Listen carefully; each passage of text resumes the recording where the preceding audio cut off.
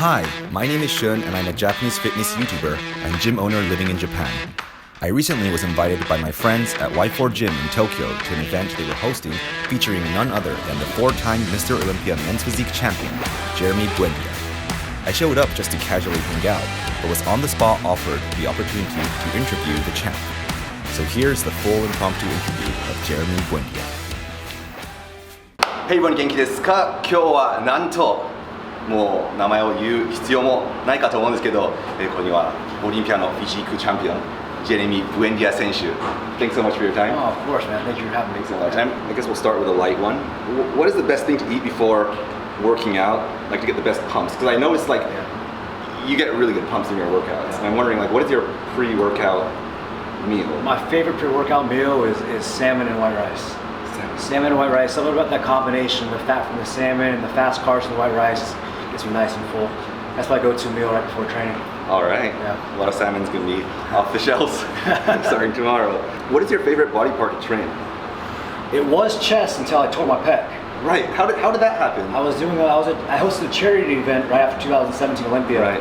And I was hosting it, running around all day long, and we had a bench press competition for charity and a deadlift competition. Right. Your deadlifting is insane. I did like 515. Right. And but I was running around hosting the event all day. I was emceeing and I wasn't drinking water, I wasn't eating, and I already had donations made for my bench press, and like the time was running out. They're like, Jeremy, you got to get your number in. Right. So I ran over and stupid me, I know better. I should have warmed up. I threw 3 plates on, cranked it out, and I went right to 405. Wow. So I threw, was that 180 kilos? Right. Yeah. Threw 180 kilos on, and I would normally do that, but I didn't warm up, and I came down, and right out of the hole, ruptured. So, I mean, luckily I had a big guy behind me. He pulled the weight off of me, and I tried to play it off because there's so many people watching. Is it like an instant pain? Oh, it was. I heard it pop. It was pop. It just ruptured, and like I knew right away that it was done, and it started to bruise immediately, and I was like, oh man. But I had to finish the event. I didn't want anybody to know I was hurt. It was embarrassing. I never bench pressed before for that exact reason. I don't ever encourage bench pressing because it's an exercise that puts your body at risk. It really does. There's other ways of training chest that are going to be a lot safer and also are going to activate the muscle a lot more. It's not a very natural position to be bench pressing at the bar. Right. And then less than a year later, you're on the Olympus stage. Yeah, and the doctor did my surgery in December, and the doctors told me it's going to be like 9-10 months before you're going to go pick up a weight again. I'm like, well, what do you mean? I got 9 months to Olympia. He's like, well, you're not doing it this year. Oh man. He told me I wasn't going to do it this year. I'm like, I'm going to show you. I'm going to do it this year. So it's just a lot of I put a lot of effort into my therapy, and I trained very smart. I trained very smart this past year, and I did what I could. I didn't incline press or dumbbell press anything over 80 pounds during my whole preparation. For that prep? Yeah. Wow. And it was really hard for me to get the size and the roundness lifting so light. So I had to be as smart as possible in the gym to create ways of optimizing the pump without having to use a lot of weight for my chest. I don't think many people know that. Like all they see is like the highlights, like your crazy pumps, you on stage.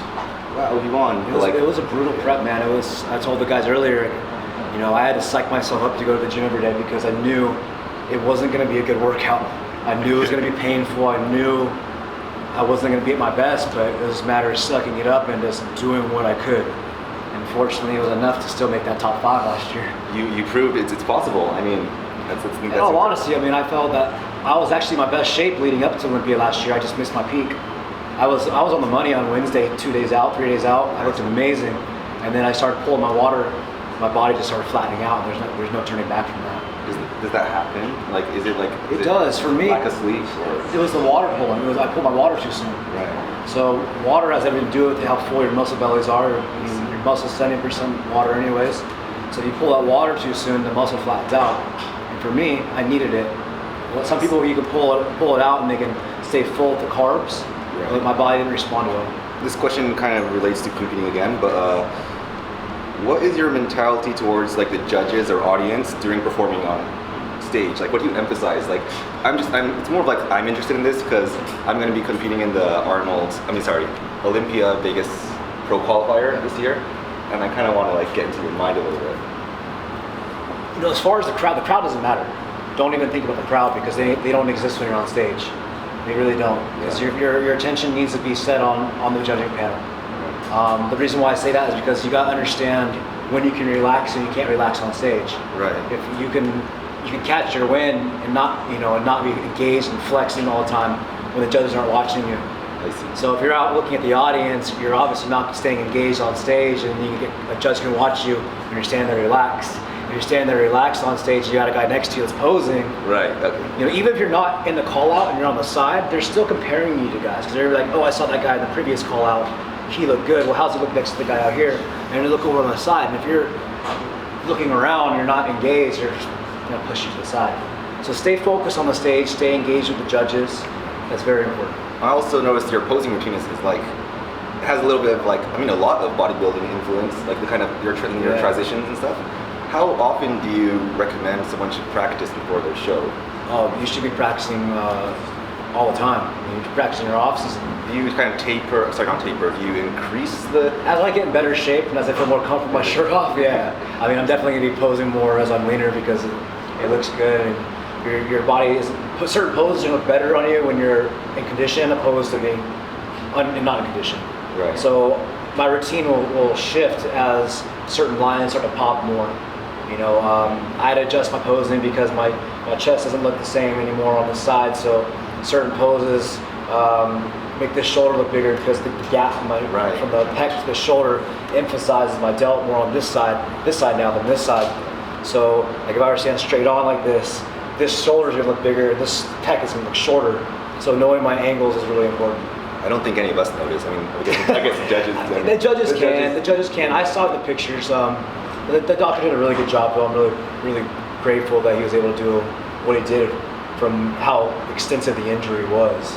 In your videos, as far as like what I see or people see, it looks like you're going like completely all out with all your training. Like you're laser focused. Does that translate to like you like always going to failure, or is it like I push myself every set? I do. Failure. Pretty much. Progressive overload I like to do a lot. Of course, my first set is usually be a warm up, but my working sets are to failure. Do you tend to go more high volume? Yeah, I do a lot of volume. I've been staying away from the heavier weights just because I've been prone to injury as of the last 2 years. So it's about training smart and being able to use certain intensity principles to utilize less weight, but to still get maximal, blood flow and volumization.